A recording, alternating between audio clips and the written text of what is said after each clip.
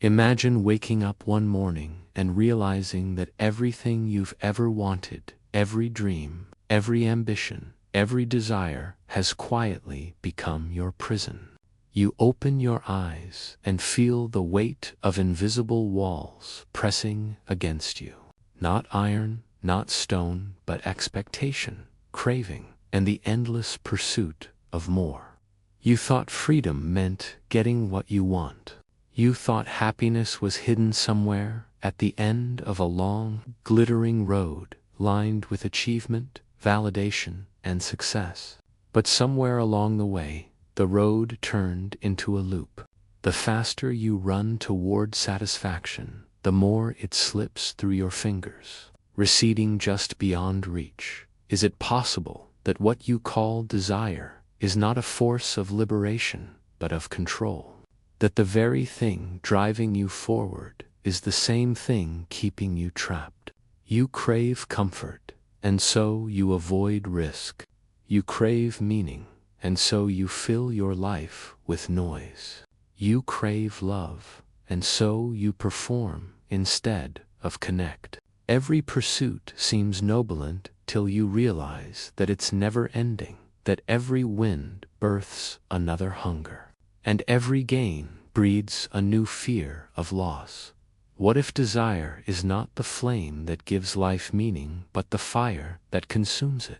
What if every dream you chase silently tightens the bars around your soul? And here's the most haunting part. The cage was never built by others. It was crafted by your own hands, shaped by your wanting, polished by your ambition, and locked from the inside by your fear of letting go. So the question is not, how do we get what we want? The real question is, what if true freedom begins the moment we stop chasing? Desire, at first glance, seems like life's pulse, the spark that pushes humanity to create, to build, to love, to dream. But beneath its golden light lies a darker truth. Desire is not merely an energy we command. It's a current that commands us. From the moment we are born, the world begins whispering into our ears what to want, what to become, what to fear losing. We are taught that fulfillment lives outside of ourselves, somewhere in the next possession, the next success, the next pair of approving eyes. Slowly, our sense of being turns outward, and we become reflections of our longings. As the philosopher Arthur Schopenhauer once wrote, man can do what he wills, but he cannot will what he wills. Our desires are not free, they are inherited, conditioned, manufactured. This is the hidden problem. We mistake desire for identity. We believe that to want something deeply is to define who we are. Yet, as Carl Jung observed, until you make the unconscious conscious, it will direct your life and you will call it fate. What if our desires are nothing more than the unconscious voices of fear and insecurity wearing masks of aspiration? You desire success because you fear being ordinary. You desire love because you fear being unseen. You desire control because you fear chaos. Strip away the external form of each longing, and beneath it lies the shadow on, unhealed wound. An echo from your past, whispering that you are not enough as you are. Society feeds these shadows well. In the age of consumption, entire industries thrive on your hunger. Every advertisement, every social feed, every cultural norm is built upon the sacred assumption that you lack something essential. The world will give you its antidotes, products, validation, status, but never the cure. Because the cure would end the game. Nietzsche once warned that man, in his pursuit of satisfaction, risks becoming a slave to his own illusions. The more we chase, the more we obey, and yet we mistake this obedience for freedom. believing that our self-made chains are proof of choice. But here's the paradox. To be human is to desire. To live is to want. So how do we distinguish between desire that liberates and desire that enslaves? Perhaps the answer lies not in suppression, but in seeing clearly, understanding which desires arise from truth and which from the fear of our own silence. Because once you strip away the noise, what remains is not a list of wants, but a quiet question echoing through the soul. What happens when a society builds itself upon the architecture of desire? When every pulse, every dream, every breath is tied to the chase for something more? You get a world where stillness feels like failure. We wake each morning already behind someone richer, more beautiful, more admired. We scroll through endless windows of lives curated to ignite our longing, and we call it connection. We spend hours crafting identities that don't heal our pain but disguise it. Every achievement offers a fleeting moment of oxygen before the next wave of hunger returns. We mistake this cycle for purpose, this exhaustion for ambition, this addiction for life. And slowly, we forget how to be. This is the quiet tragedy of modern existence. We have learned to crave everything except peace. Desire has become the heartbeat of our identities. So much so that silence feels unbearable, because silence holds a mirror to our emptiness. Philosophers like Jean-Paul Sartre warned of this existential trap. When we define ourselves through what we pursue, we become prisoners of an endless becoming, never arriving. We live suspended between what we are and what we think we should be. Each desire fulfilled gives birth to another in an infinite chain reaction of longing. And in that endless motion, we lose touch with being itself. The human mind adapts to this cycle biologically. The neurotransmitter dopamine, once meant to guide survival by rewarding useful effort, has become hijacked by 1,000 modern triggers. The phone notification, the like, the promotion, the purchase all light up the same reward centers. But dopamine is not the chemical of happiness, it's the chemical of anticipation. It makes us chase, not rest. And so, the more we feed it, the hungrier we become. In this way, the cage tightens not from outside control, but from within. We build it ourselves, link by link, with every desire we mistake for destiny. And perhaps the cruelest part is that this cage feels good at first. Desire gives us movement, purpose, momentum. It keeps us from sinking into the still waters of our deeper fears. The philosopher Viktor Frankl noted that when meaning disappears, humans reach for pleasure as a substitute.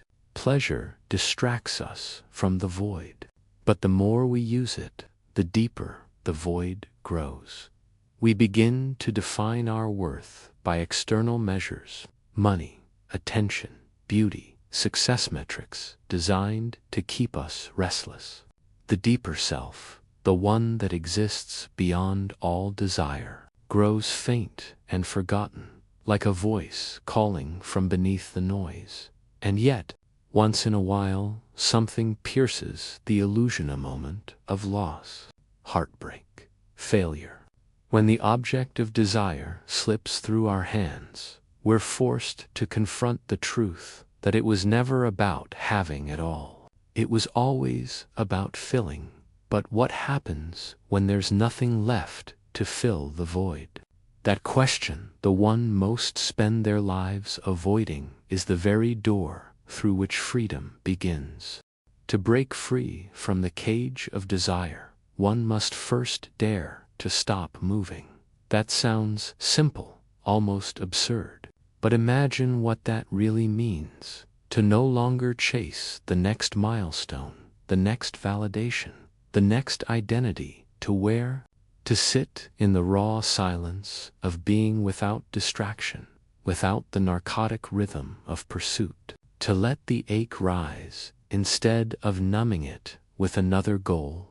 For most people, this feels like death because, in a way, it is. It's the death of the self we built out of longing.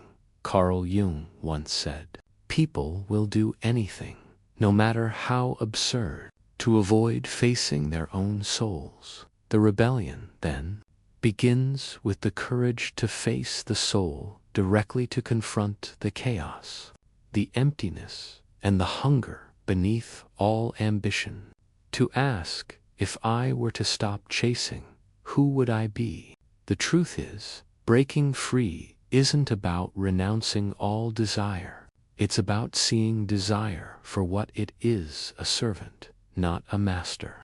When you see that every craving, every impulse, every fantasy is just the psyche's attempt to move closer to wholeness, something inside you softens. The hunger becomes a message instead of a command. Thinkers like Friedrich Nietzsche warned of the danger of killing desire entirely. To be human is to want, to strive. But when desire becomes unconscious, when it drives us rather than expresses us, it turns divine energy into chains. The rebellion is not withdrawal from the world. It's awakening within it. You begin to notice the subtle difference between wanting from fear and wanting from truth. Fear-driven desire says, "I must have this to be enough." Truth-driven desire whispers, "I am enough, and from that fullness, I can create." Freedom isn't found in rejection of desire, but in transmutation of it. The artist who turns loneliness into beauty, the thinker who turns doubt into clarity, the lover who turns pain into compassion, all have learned this alchemy.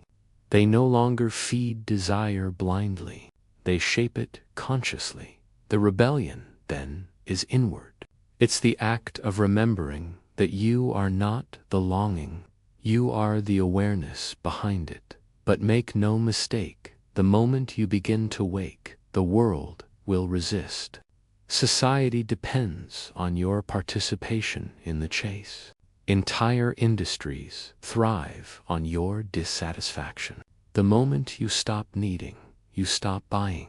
The moment you stop comparing, you stop competing. And so, to stand still in a world of constant movement is to become a threat mirror to the collective illusion. But that is precisely where true liberation begins, when your stillness becomes an act of defiance, your awareness an act of rebellion.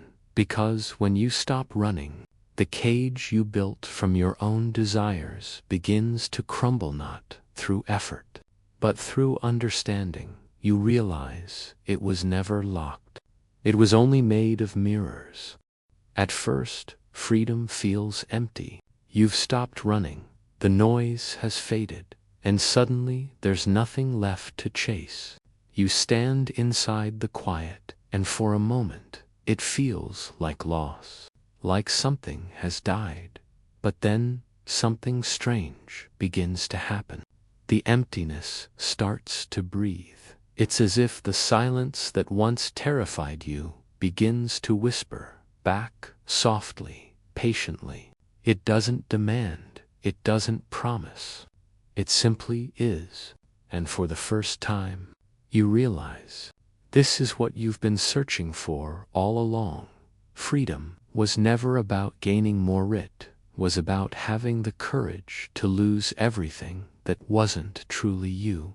When the illusions of desire fall away, what remains is not numbness, but clarity. You see the world as it is, radiant, tragic, absurd, and breathtakingly alive.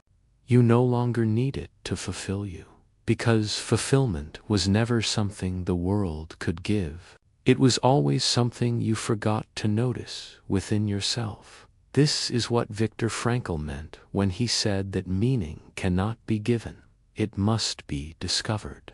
Meaning is not found in the objects of your desire, but in your relationship to them, in how consciously you choose, how freely you engage, how deeply you remain aware, even as life pulls you into its chaos. The truth that few dare to accept is this: the soul's rebellion was never against the world, it was against forgetting itself. Desire was never the enemy. It was the messenger, sent to remind you of what you are capable of longing for. But it was never meant to be worshipped. To worship desire is to make a god out of a mirror, to see your reflection and forget the light that creates it. When you stop mistaking the reflection for the self, everything changes. You begin to live not from hunger, but from wholeness. You no longer chase meaning, you embody it. You no longer seek freedom, you are it. Imagine walking through the same world, seeing the same faces, facing the same challenges, but everything feels lighter. You still have desires, ambitions, dreams, but they no longer rule you. You no longer move from fear or lack, but from depth and awareness. You create because you choose to, not because you need to. The cage was never built by the world, it was built by your identification with what you thought you lacked. And when that illusion breaks, there's no sound, no explosion, just a quiet returning. A remembering. Freedom, you realize, isn't the absence of desire. It's the understanding that desire can no longer imprison you. You stand once more before the infinite, the same abyss that once filled you with dread, but now it feels different. You are no longer staring into the unknown in fear. You are part of it, because the moment you stop running from your longing, it transforms into light, and you no longer the prisoner, no longer the seeker, become what you were chasing all along: the open sky, the quiet witness, the freedom few can carry.